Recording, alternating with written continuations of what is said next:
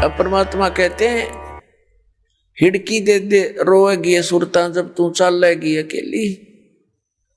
इस आत्मा को सुरता भी सुरती भी कहते हैं, एक संबोधन के लिए कहते हैं प्यारी आत्मा जब तू पूरे परिवार ने छोड़ के अकेली यहां से जाएगी, जब तू पछाड़ खा खा टक्कर मार मार रोएगी डकरा डकरा के, तेरी कोई नहीं सुनेगा। फिर क्या बताते हैं, पात जड़नता यूं कहे सुन भाई तरवर राय, अब के बिछुड़े नहीं मिले ना जाने कहां गिरेंगे जाए। तरवर कहता पात से। अब क्या बताते हैं परमात्मा के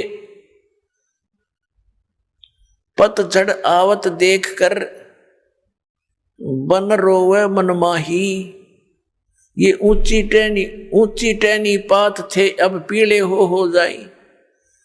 जब पतझड़ आती है, बसंत ऋतु आती है, उसमें क्या होता है कि पहले के जितने भी पत्ते होते हैं वो सभी पीले होकर के और वृक्षों से टूट टूट कर नीचे गिर जाते हैं।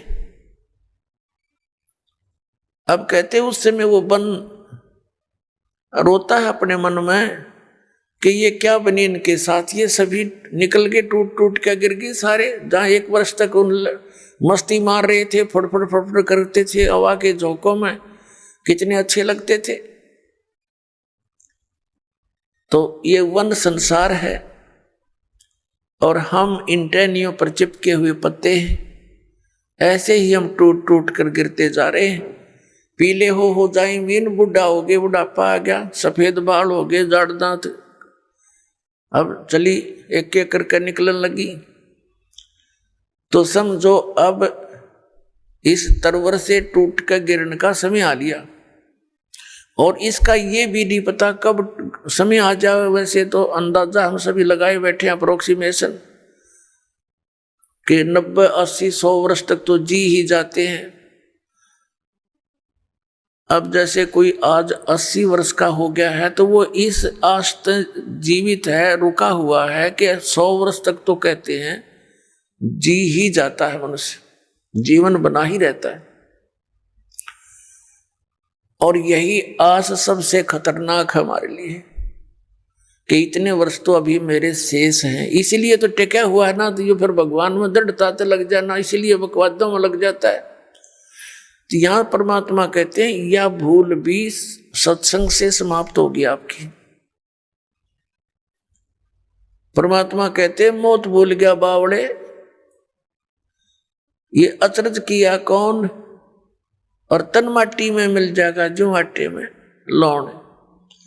तो मौत को भूल गया, यह गफलत किया बैठा। इसी कारण से तुम चोरी करता है, बकवाद करता है, डाके मारता है, मिलावट करता है, रिश्वत लेता है और बड़ी बड़ी कोठी बनाता है, तुझे मौत याद नहीं है। अब परमात्मा याद दिलाते हैं कि वो ऊंची टहनी पात थे वह पीड़े हो जाई। पात जड़नता यूं कह सुन भी तरवर राय, अब के बिछड़े नहीं मिले ना जाने कहां गिरेंगे जाए। फिर तरवर कहता पात से।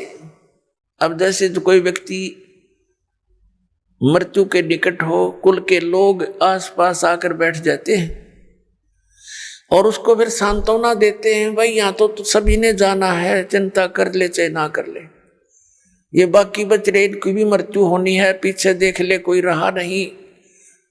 तो इस करके उसका थोड़ी दृढ़ता पैदा करने के लिए ये बातें चलती हैं, लेकिन उनसे होता कुछ नहीं।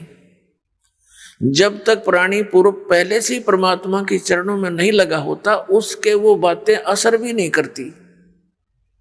पहले से भक्ति में लगा हो, भक्ति की शक्ति से, भक्ति की कमाई से, मंत्र की कमाई से, उस समय उसको थोड़ा बहुत अगर कोई डगमग होता है परिवार को देखकर, तो उसको याद दिलाने से वो तुरंत दृढ़ हो जाता है, क्योंकि उसकी नींव मजबूत हो चुकी है। तो फिर वो तुरंत भूल जाता है संसार को और मालिक में सुरती लगा लेता है। और भक्ति और ज्ञानहीन प्राणी तो फिर कितना कुछ कह लो, उसका असर नहीं होता, उसकी सुरती वहीं जकड़ी रहती है। तो यहाँ अब तरवर कहता पात से, सुनो पात एक बात, यहाँ की यही रीति है, एक आवे एक जात।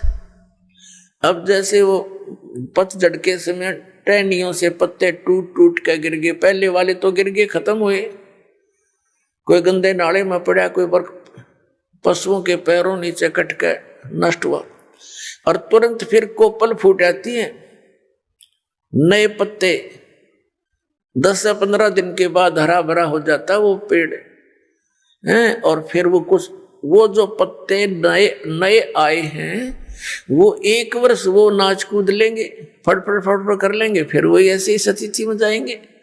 तो परमात्मा हमें याद दिलाते हैं इस उदाहरण के माध्यम से कि तरवर कहता पात से, सुनो पात एक बात, यहाँ की यह रीति है, एक आवत एक जात। दादा की टिकट कट की पोता तैयार हो गया, अब 50 60 70 साल पाछे पोते की टिकट कटेगी, रहना कोई नहीं। तो परमात्मा हमें याद दिलाते हैं रहना नहीं देश बिराना है, ये अपना लोक नहीं है, ये देश रहने का नहीं है, और तुम वहां जाने की चेष्टा कर नहीं रहे जहां तुम्हें सर्व सुख होंगे, वहां वृद्ध अवस्था नहीं है, वहां मृत्यु नहीं होगी।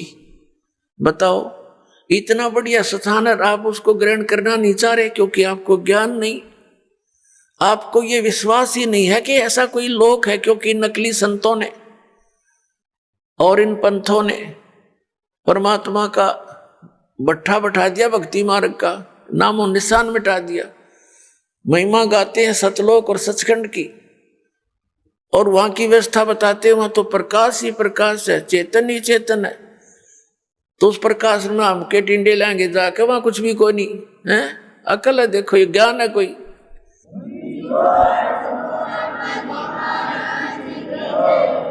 कैसे रुचि बनेगी वहां जाने की? कहते आत्मा उसमें ऐसे मिल जाती है जैसे बूंद समुद्र में, कोई बात हुई है कई प्रमाण ऐसा परमात्मा के ज्ञान में।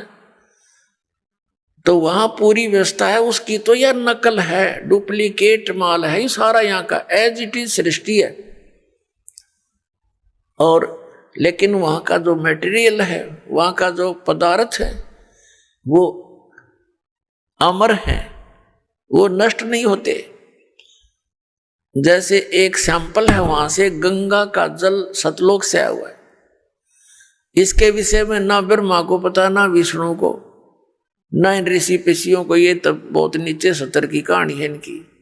तो ये परमात्मा ने एक सैंपल भेज रखा है कि हमारा मटेरियल ऐसा पदार्थ है वहां पर, इस गंगा के जल को आप कहीं रख लो उठा कर। इस साइंटिस्टा ने सिर मार कर देख लिया, इसका कोई लक्षण ढूंढ नहीं सके, किस कारण से है ये।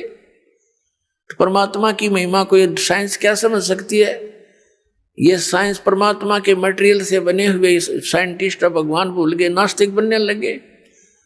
तो इस कलयुग में हमें एक सबसे बड़ी खुशी और सहयोग इस शिक्षा का ये है कि हम भगवान पहचान सकते हैं, अन्यथा इसकी कतई जरूरत नहीं थी।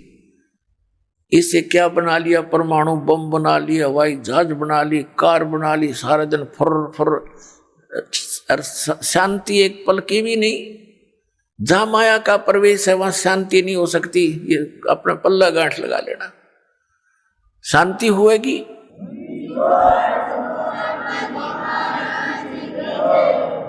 अंगारों पर बैठकर हम शांति ढूंढ रहे हैं, भूबल पर पैर रखे हैं और हम सोच रहे हैं अब शांति होगी, हमें ठंड मिलेगी। तो माया तो भूबल समझ लो, ये अंगारे हैं, और जिसके पास ज्यादा है उतने ही ज्यादा अंगारे उसके पास है। कभी सपने में भी उसको सुख नहीं हो सकता। और जहां भक्ति है, परमात्मा साथ है, फिर इस माया को भी परमात्मा अपने हिसाब से सेट कर देंगे।